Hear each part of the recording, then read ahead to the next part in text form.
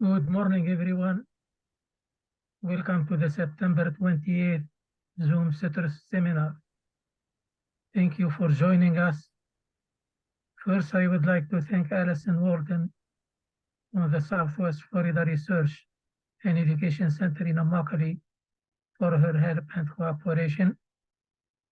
Today's program offers one CEU for pesticide license renewal and one CEU for certified crop advisors. If you need CEUs, email me your name, email address, and license number. Today's topic is about silicon, which is an integral part of plants. The content of silicon in plant tissue ranges from 0.1 to 10%. Silicon has been known to be a beneficial nutrient to many plants. Silicon is being evaluated for citrus in improving plant growth and development, fruit yield and fruit quality, resistance to pests and diseases, and tolerance to salinity, heat, and cold. Silicon may help in the management of the citrus psyllid and may improve the health of HLB-infected trees. Our guest speaker this morning is Dr. Muhammad Adnan Shahid. He is an assistant professor of horticulture at the UF-IFAS North Florida Research and Education Center in Quincy.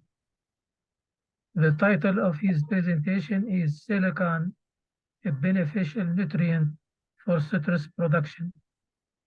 Discussions will include what is the silicon and its benefits, different sources of silicon fertilizer, application methods and application rates of silicon, use of silicon in citrus production. Dr. Shahid, please go ahead. Thank you very much, Dr. Mongi, and for the introduction and providing me this opportunity to talk about this silicon, which is, I think, it's a new thing for citrus, although a lot of work has been done, and you will see a lot of research publications about silicon, but I think there is most of research is just limited to the greenhouse, and very less work has been done in the field. And a little bit I will add to my introduction. Citrus is not new to me. Natively, I belong to Pakistan, and we are the fourth generation citrus producing generation. So you can say that I open my eyes on a citrus fruit, and we are the citrus producers. Most of percentage is the Kino mandarin, and it is a seeded cultivar, and it is very liked by the Middle East. We exported to the Middle East, the UAE, Sharjah, Dubai, and last year we sent some shipments to the Russian states, Uzbekistan, Turkmenistan. So citrus is not new to me. We have been using silicon on our own farm. We have seen the effects. And before coming to this position, I was at University of New Hampshire, and very heavily working with the greenhouse industry and control environment agriculture industry. And they are the big fan of silicon. And we did a very nice work on silicon in leafy vegetables, in ornamentals. I will show you. For citrus, I have started the work just 2 years ago when I joined this position. And so far, I will share what we have seen. And that's fascinate me, and it creates more interest to explore this thing in citrus. So in my today's talk, I will just give you the introduction of this element, what the silicon is, what are its benefits to the plants in agriculture, what are its different sources, application methods, and at the end, so far, what we have observed in citrus production in North Florida using the silicon, what are the effects of silicon in citrus production. So in introduction, silicon is the second most abundant element in the earth crust, after oxygen 49%, and then silicon is 25, almost 26%. And one thing it's very important, and I think it's important to clear the terminology about silicon. So the silicon we are talking about, and we are considering the nutrient, it's silicon, uh, SiLiCon, a chemical element which is written as Si. Silica, it is the combination of silicon and oxygen known as silicon dioxide. And this is basically the main component in the sand, which we have in Florida, the sandy soil. So, and salicylic acid, generally it is the overall compound of silicon, oxygen, and hydrogen. And there is another form of silicon that you can say that the pure form of salicylic acid, it is the one silicon molecule, four oxygen and four hydrogen. It is known as orthosalicylic acid. And then we have the silicates, which is the products of silicon, oxygen, calcium, and potassium. So, and the third one is silicone. And it is the polymer of silicon, carbon, hydrogen, and oxygen, which is we normally use in our houses as a sealant and as a adhesive agent. So sometimes I got a call from growers, can we use it? No, we never use it. We are not going to seal our plants. So the difference is just E, that's a silicon. So the thing we use for the plants, that's a monosalicylic acid. If you want to get benefit from silicon, this is the only form which is maximum absorbed by the plants through the roots, or you can apply as a foliar application, move from leaf to the roots. That's the monosalicylic acid. So there are the products available in silicon dioxide, but it is not 100% absorbed. It's not a good absorbing form of silicon. So the element we are talking about silicon, and the thing we are going to apply on plants, it's the monosalicylic acid. Silicon concentration in plants varies from 0.1 to 110% dry weight basis. Monocots normally has a higher concentration of silicon as compared to dicots. And in legumes, it's less than in fruits, vegetables, more in grasses and green crops. So the concentration of silicon, it varies from between the leaves, roots, and in the shoots. But the maximum accumulation, it's in the leaf, and particularly in mature leaves. And this is also the common question, like which I got when I deliver a talk, like, is it essential element? So no, it is not essential. But before, I will just give you the brief description. What is the difference between essential or beneficial element? So essential element are those which are 100% required by the plants to complete their life cycle. In the absence of any essential element, his life cycle would not be completed.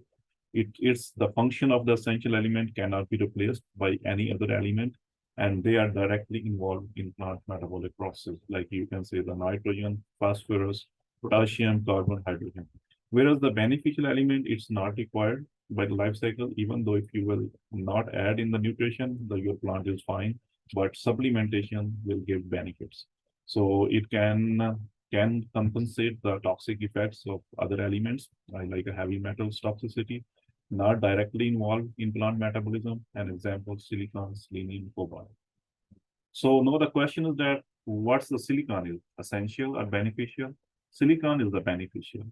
And before 2012, it was not approved as a plant beneficial element. First time in 2012 by the Association of American Plant Food Control Officials, they approved it as a plant beneficial substance. And after this approval, hundreds of products came in the market about silicon, and because they were listed on fertilizer as a non-plant food ingredients. So no manufacturers have a qualifying formulation. They are available in different formulations in liquids, in powder form, and the silicon products, they are also approved by the Organic Material Review Institute, OMRI, for use in organic production. Why should you supplement your plants with silicon? We know that it's a beneficial. Its addition can benefit your plants, your crop. It will improve the cell differentiation. It will improve the resistance to the different biotic antibiotic stresses. It improves the strengthen the root architecture. It gives the physical strength because it is accumulated around the cell walls, and it gives the mechanical strength to your crop.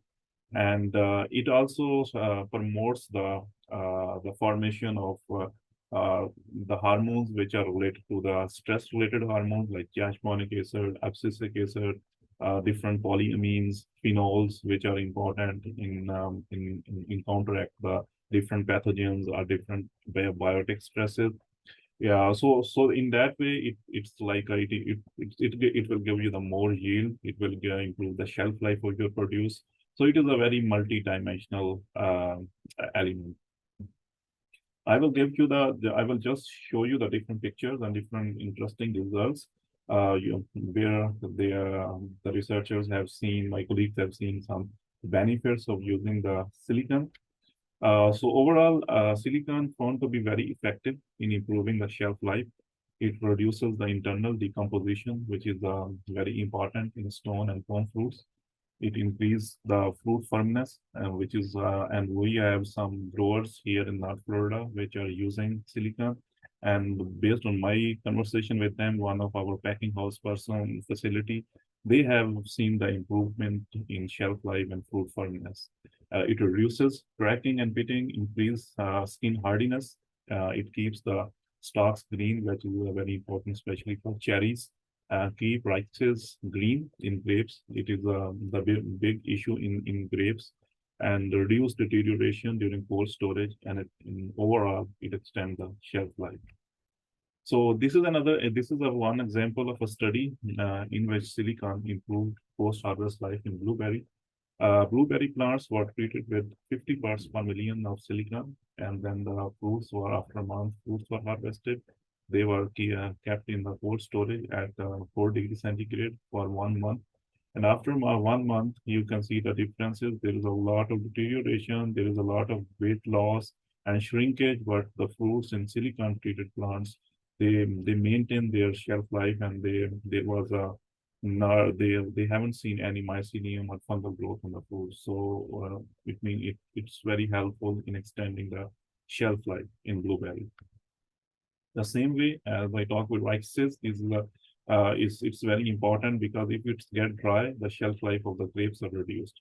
So in control plants, you can see just after 2 weeks it becomes dry, but in silicon treated grapes, they are still green.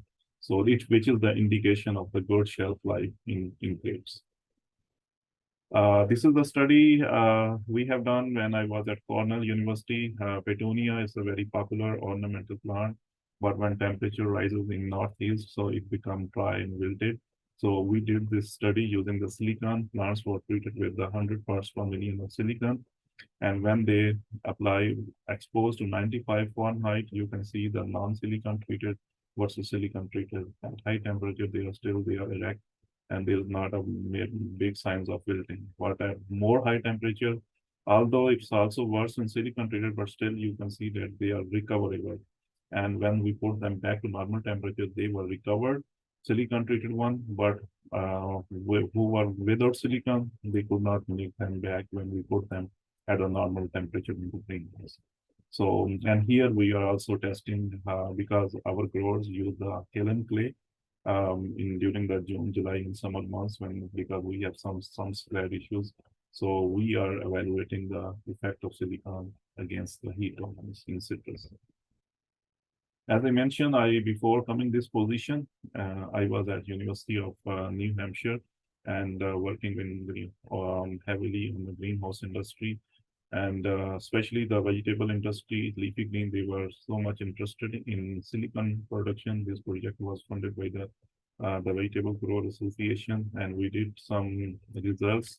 So we used just constant feed, 25 parts per million of silicon, but 3 different application methods: foliar, root application, and foliar and root. And we have observed that silicon 25 to 30% head size has been improved. So it means the yield has been improved. If you can compare the controls, these are the controls, the 3 different varieties, and these are silicon treatments. Overall, if you will compare with the control, you will see that the head size will improve. And between the silicon treatments, we have seen that the foliar application of 25 parts per million gave us the better results as compared to the root or combination of both. And here you can see the difference. And another issue, which it's a big issue, that's a tip burn in lettuce production under controlled environment. So basically, in the tips of the new and old leaves become dry, and it reduces the marketability of the lettuce. So, and we have observed that in silicon treatment, it's completely removed this issue. You can see these are the silicon, non-silicon treated in all of the three varieties. You can see the dryness or tip burn or necrosis in the young and old leaves, but we haven't seen any that kind of symptoms in silicon treated lettuce. So it's found to be very useful in mitigating the tip burn or necrosis in lettuce production.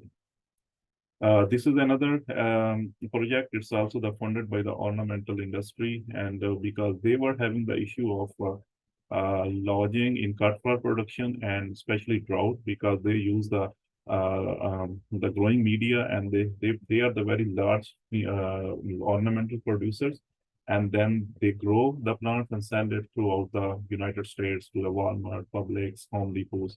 And they were having some issue of drought when they ship the plants from one area to the other area. So the main objective was the silicon in how if we were trying to if silicon can improve the drought tolerance. So here it is one of the ornamental plants, cyclamen. And in cyclamen, we use 25 parts per million foliar and root application. 50 parts the same foliar and root, and combination, low dose but combination. So when I say 25 parts per million foliar plus drench, it means 1 week foliar, and next time we apply the root application. So you can see the difference. Control just after 7 days after drought stress, they're almost dead. 25 parts per million foliar, still they are dead, but better to control. So overall, the treatment, low dose foliar plus root application and 50 parts per million drenching, they give the better results. After 7 days, the plants have the maximum photosynthetic rate, chlorophyll content, they were still green, no wilting signs. So that was a very impressive results in this. And the similar results, another one, it is one of the leading selling brand of that greenhouse industry in Northeast. Just after 3.5 days, you can see what happened. Plants are almost dead. But still, silicon treated plants perform much better.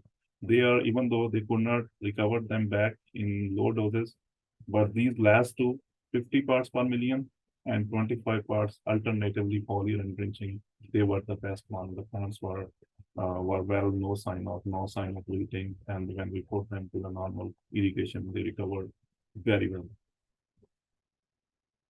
The interesting thing, the most important, which is also, I think it could be a very good attribute. We are hopefully this year we will be collecting data. That's a root formation. It is very helpful to enhance the root formation in cuttings in your plants, and that's the reason my hypothesis that it could also be beneficial, especially in citrus production and in HLB treated trees. So you can see the differences.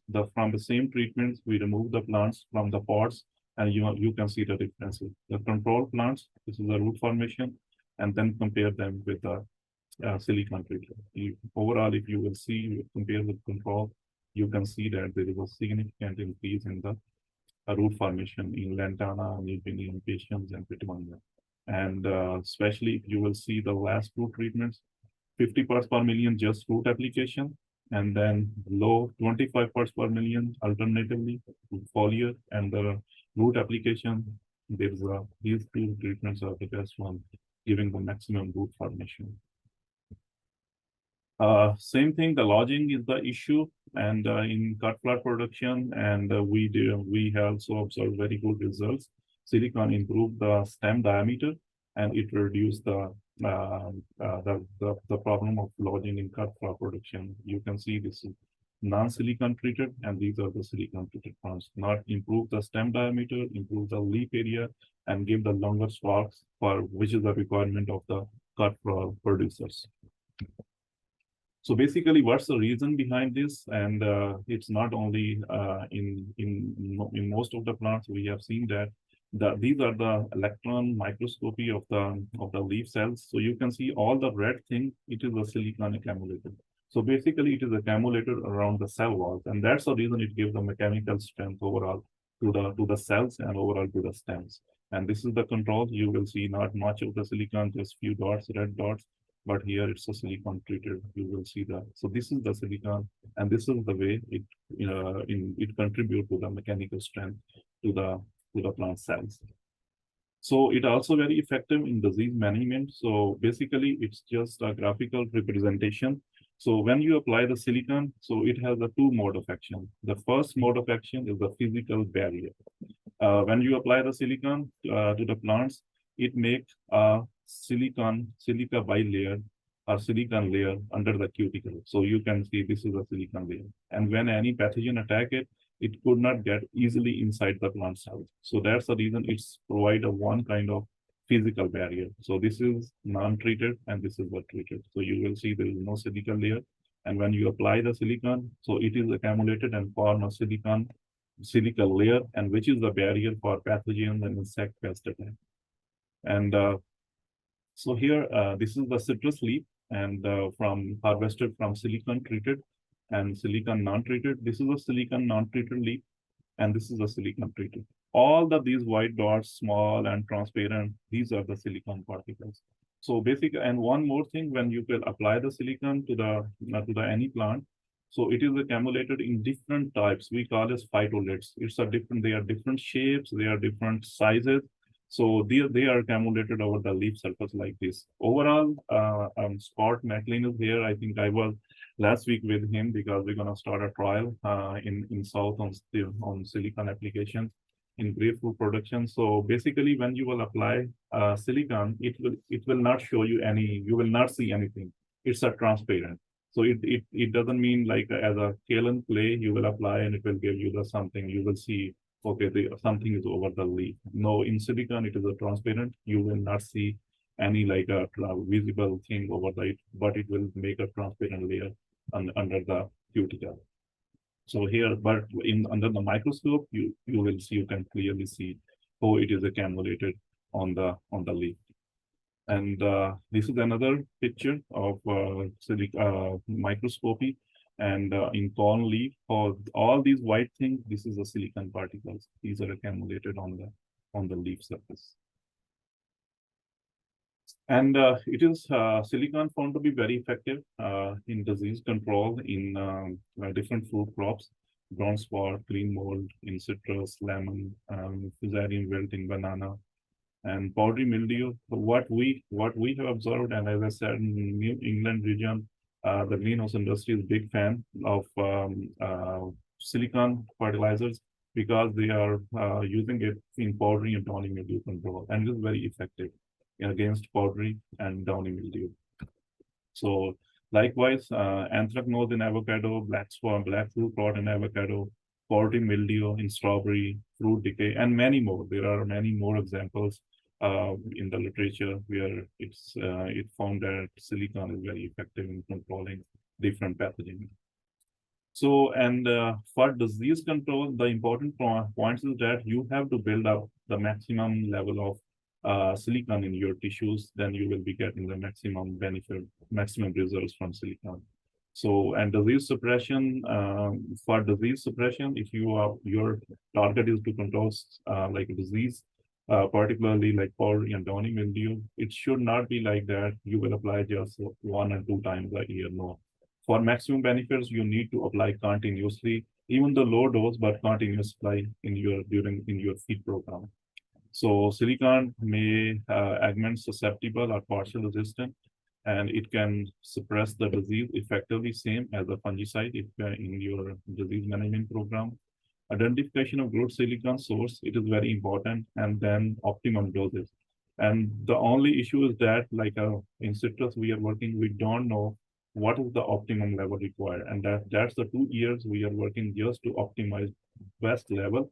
And what's the best concentration that we have to build in the leaf so that we can harvest the leaf and it can give us the, okay, this percentage we needed to get the maximum benefits.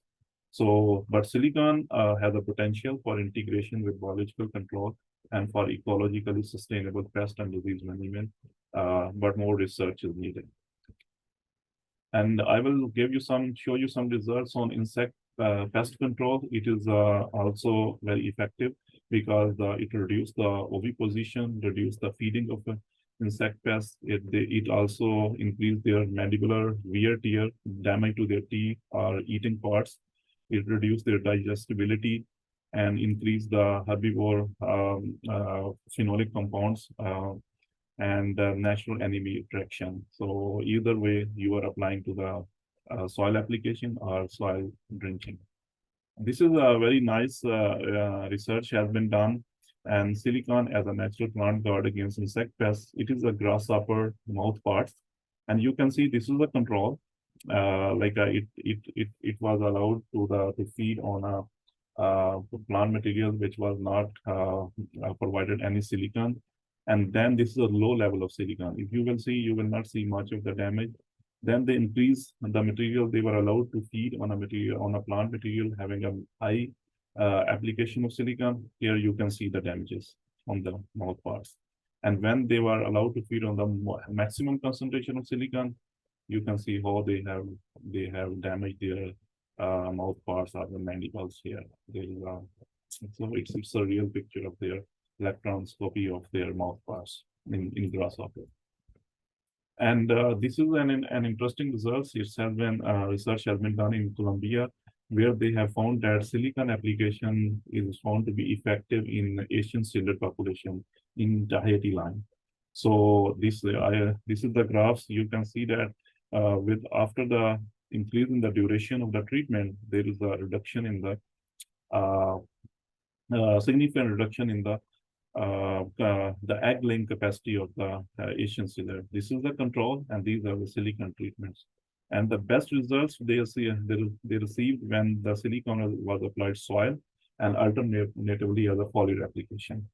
And the same results you will see in case of like a nymph population. It is also reduced.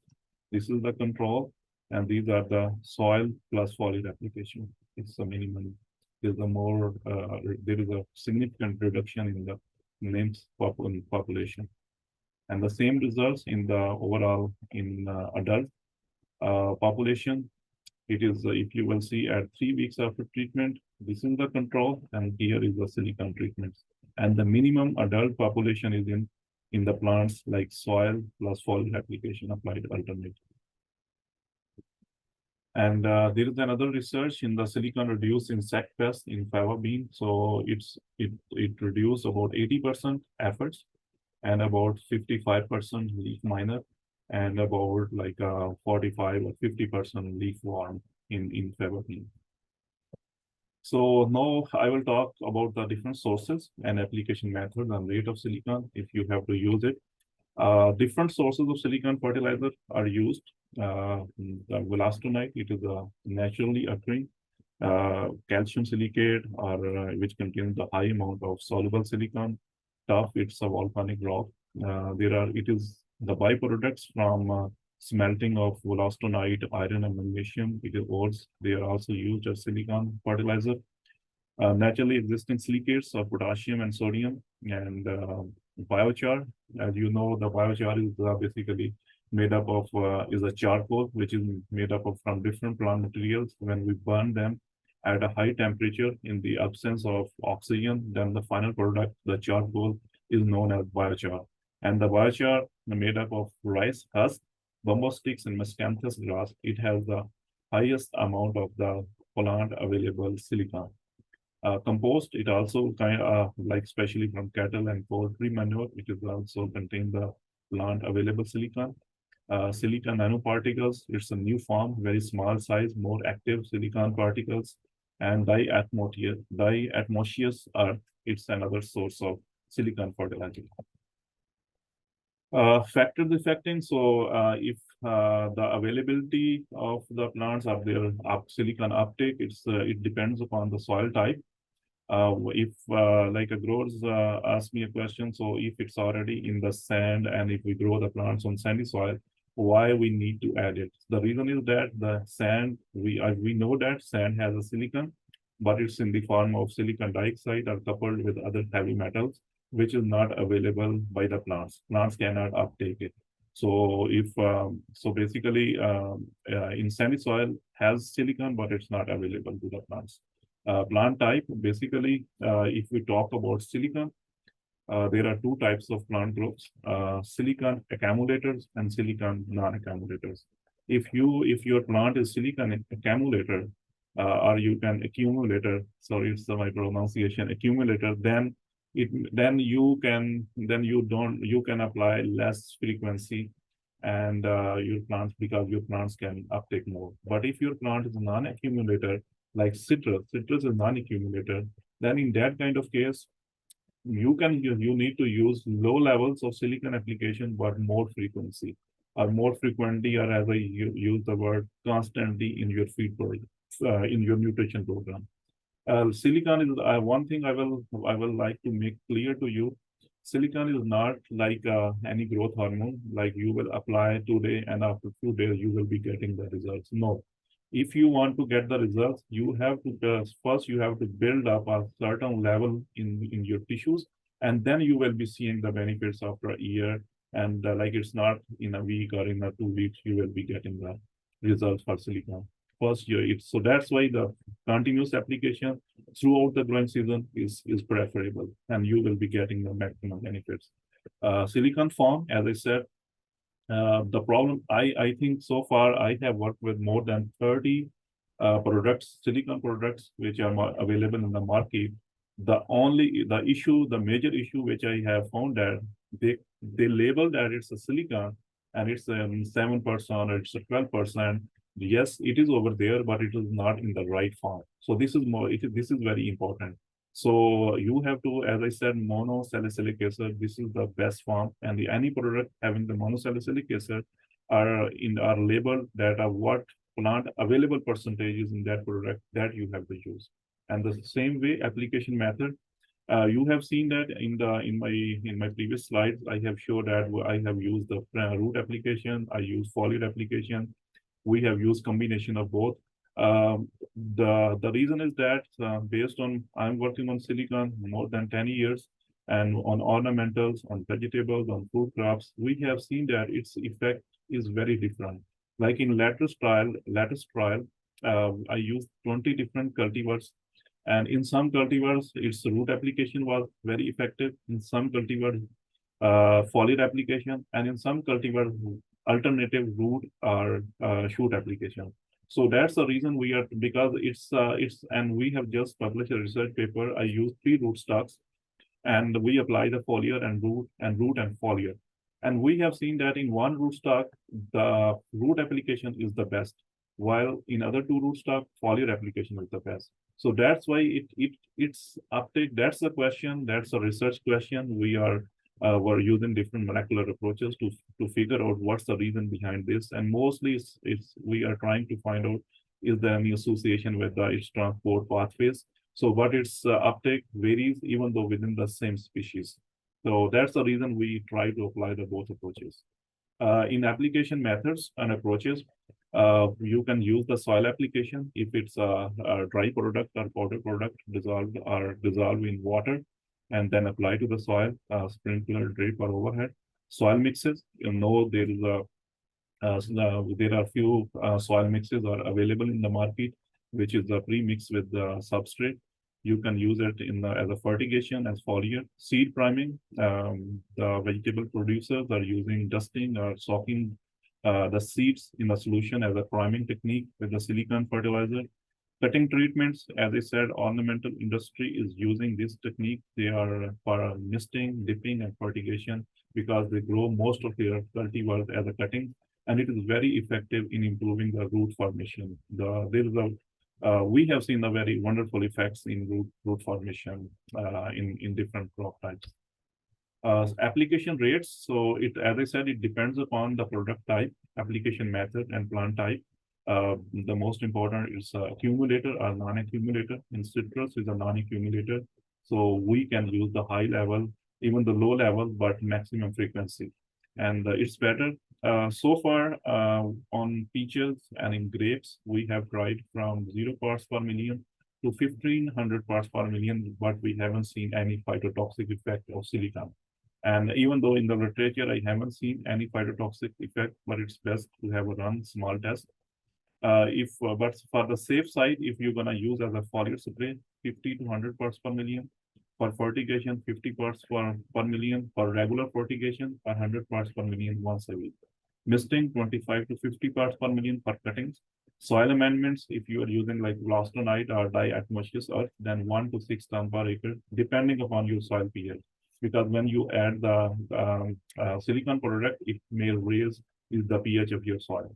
And soil substrate, if you are using a substrate, then make sure it should have at least 25 to 35 parts per million of silicon, plant available silicon. These are just an example. As I said, it's hundreds of silicon products are available now in the market. These are the just few examples. These are few more, and like just an example, these 3 are approved for organic production. These are and I think there are also some other products which are also approved by Hendry, and you can use them in organic production. Important points for silicon supplements. As I said, it will raise your pH because it is formed by from silicate to solvent silica in lye, and so your final solution would be alkaline. You need to adjust the pH.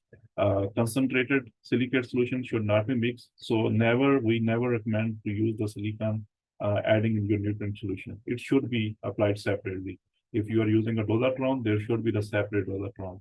So it's not like that you are adding the silicon fertilizer in the same nutrient tank because it will precipitate the other nutrients. So do not always make the fresh solution. Do not use the old solution. And silicon always combined with some nutrients like maybe potassium or silicon. If you are using potassium silicate, it would be the potassium. And if you are using your product source is calcium silicate, then it should have the calcium. So you have also considered that amount you are adding, and then you have to reduce the equal amount in your nutrition, regular nutrition. So if you are in the market, you are looking for a silicon fertilizer, what to look for in silicon fertilizer? The key things, do not just look for % of silicon. If there is a one product and indicates 30% silicon, okay, that's good. But we don't, if it's just 1% available, then it's useless. It's better to have the product which have a 10% silicon and it gives 8% silicon to your plants, like a plant in available silicon, which is the ortho or monosalicylic acid. So this is the important point. The most important thing is how much plant available, as I said, percentage. High percentage of silicon in product does not mean it has a high plant available silicon. So we have to ask the company or the vendor, what is the percentage of plant available silicon or bioavailable silicon? So look for the form of the silicon. It is most important. We have to choose the product which provide the nanosilicon is the new like a combination is available in market. It's very effective. It's a high plant available. Or in regular product, we have to see the monosalicylic acid or salicylic acid form of silicon. It should be in your product.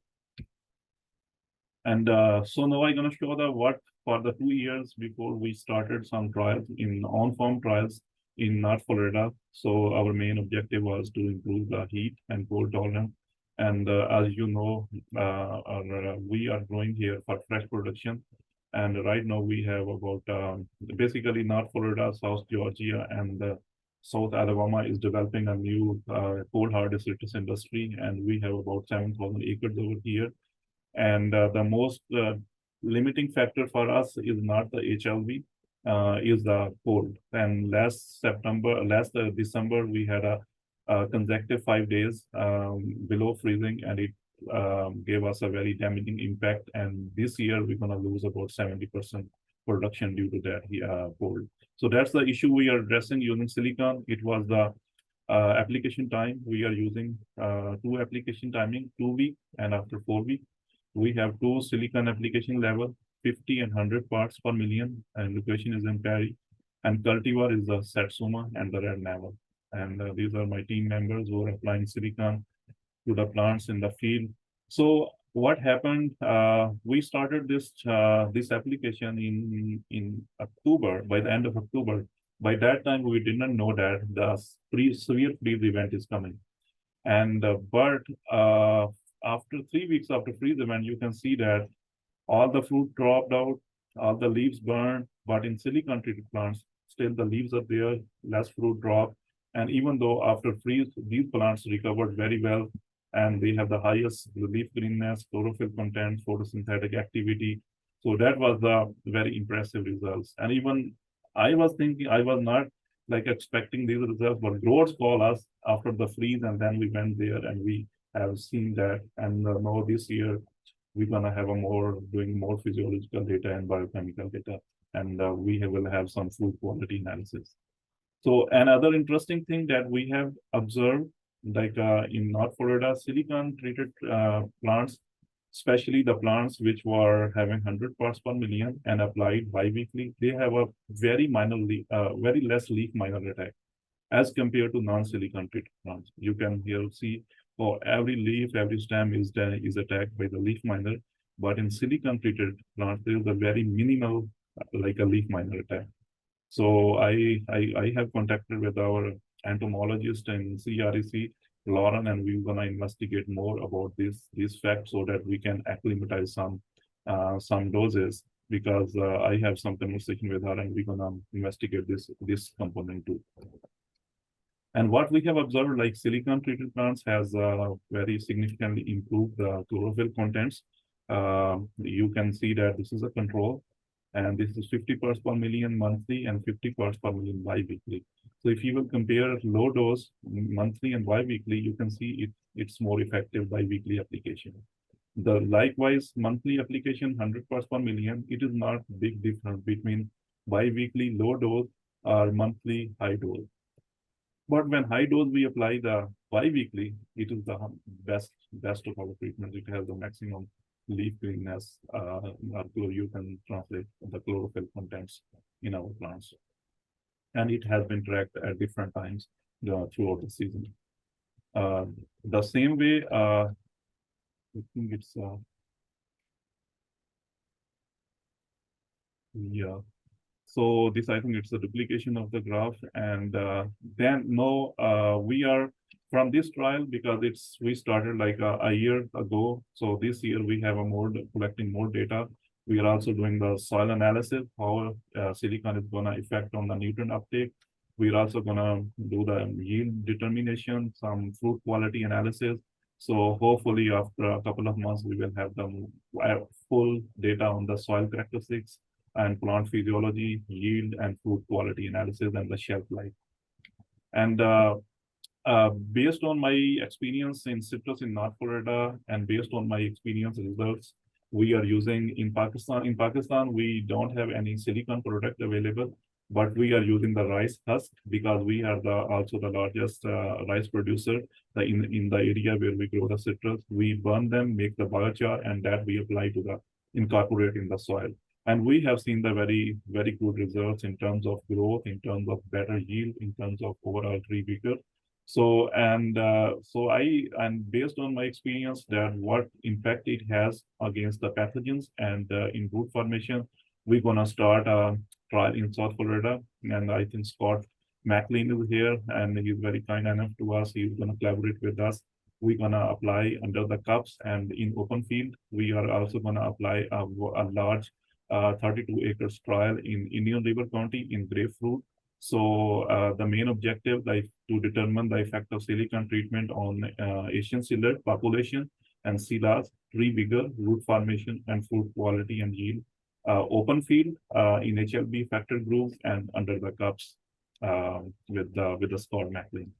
And the take-home message of this whole talk is that silicon application is beneficial for citrus production and could be beneficial based on our preliminary work and what we have seen so far in North Florida and on my personal experience on back in my own groups. But the most important thing, it's not like you will apply just one time or two times. Continuous application throughout the season will provide more benefits. 100 parts per million. It's not a recommendation. It's based just on my observation, because we have to find out the actual recommendation, and hopefully in a year we will have the actual level that which we can say that, okay, this is the best level for citrus. But so far, 100 parts per million bi-weekly or monthly application, I would prefer bi-weekly is a safe level, and you will be seeing the benefits. But more research is done and it's in progress. Never use silicon with other nutrients, as I mentioned previously. It should be used separately. By separately mean today you can apply your regular nutrition, and then next day you can apply, or on the same day, but it should be separately, not in the same time. Use the right product with the maximum plant available. Don't go for the percentage of silicon, 50% or 30% or 40%. You have to see how much plant available silicon is present over there. And that's a big fault and big problem which I have seen with different products. I have just seen only few companies who really know the chemistry of silicon and who really know the base of silicon. And that's why sorry to say, but most of them don't know the chemistry of silicon, how it works. They just make the blend and okay, and mention, okay, 50% or 20% or 15% silicon. We have to figure out how much a plant available silicon in the form of monosalicylic acid is available. Product having nano or monosalicylic acid is the best choice. And silicon application for foliar and root alternatively, which I have seen that here in red navel in Satsuma, like a one-time foliar, next time root is the best approach for maximum benefits on citrus production. And you can use a regular sprayer, boom sprayer, or whatever is equipment you have. You can use that easily with that equipment. You don't need any specific equipment. Thank you very much, and you are welcome for any kind of question. And now and after you can email. Thank you, Dr. Shahid. Any question or suggestion or comments? Feel free to unmute yourself and ask the question. Mongi, I have a quick question, if I may. Go ahead. Dr. Shahid, thank you so much for your presentation. Very in-depth. So a lot of information. Thank you, first off. But my question is, there on your last slide, you talked about not mixing silicone with any other nutrients. What's your reasoning for that? And just so you know, tank mixing is just the basis of our whole industry. So it can be very difficult to single apply nutrients. Yeah, so that's a good question. So the question is that why I said don't mix it in the tank mixing. Like no, my concern is that don't use it like I'm talking about the stock solution. So if you was your stock and it's not supposed to add in your nutrient solution. The reason is that as I mentioned, there are the few companies who are adding the buffers like a humate and some products which have the very constant like a pH in the range of 6 and 7. That's fine. But most of products which I have shown and which I have seen, as I said, I work with more than 30 products, and that's the issue. They have very high pH, and when you will add it, plus it will interact with the other nutrients and precipitate them, and that's why we recommend it. So use it separately. So you can use your stock solution like your separate tank. Use your regular fertigation. Then you can add after that you can empty it and use the silicon solution. So as long as we manage pH fine. close to neutral, then it should be okay. Yes, if you can make it to the neutral, and like main concern, don't add direct stock in your mixing tank. If you can make it neutral, and then you can add it, you will be fine. Well, tank mixes tend to be slightly acidic, somewhere around 6 to 6.5 tends to be a target for our tank mix solutions. And again, remember, we mix many materials. We only have a few opportunities to spray. So we tend to mix several materials in a tank. Yeah, then you will be fine. If you can neutralize the pH, and you will be fine. Thank you. Question on the chat box. I believe Michael Horowitz has a question. Did you want to ask out loud, or you want to do it as a text? You can ask me, what's the question? So what mixing order will you follow? We have a couple of questions. So on the Okay. box. So his question is, what mixing order did you follow for the silicone products? So if mixing order mean if we basically if you say the concentration basically it's based on the parts per million. So we have to target the silicon level. So as I said, 100 parts per million, and if your product will let you know how much ml or how much gram you will add per gallon, and you will be getting this level. So your product should let you know, and it should be written over there how much ml of that product or liquid you will add per gallon, and you will be getting that target concentration. So I would recommend for 100 parts per million of silicon. Whatever would be the quantity of that product, it's 100 ml or 500 ml. It's based on the label. And then did you see any difference in the mixing with water quality? No, so I haven't seen any, and we haven't even though looked in these aspects on regarding the water quality. Yeah, so working in New England region or working here, so we haven't seen any problem. Yeah, but that's a good point. So far, we haven't seen any problem. Thank you. Hi, this is Jerry Newland. Could you put the first page of the products that you showed back up again? I didn't get a picture of that one. I got the second page. Okay, yeah, so just a minute.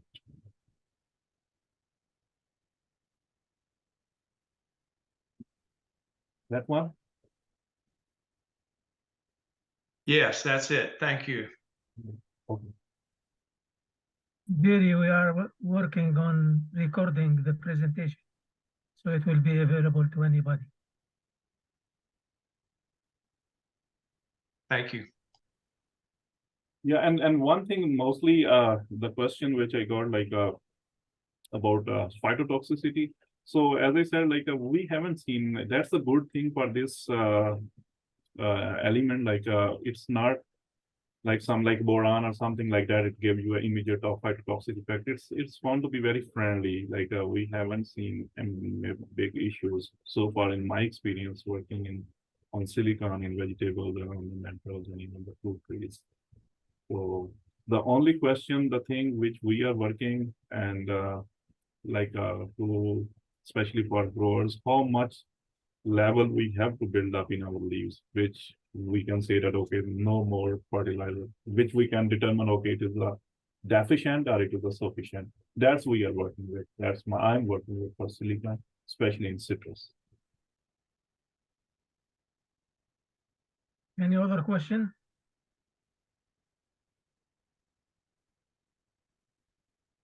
Again, thank you, Dr. Shahid.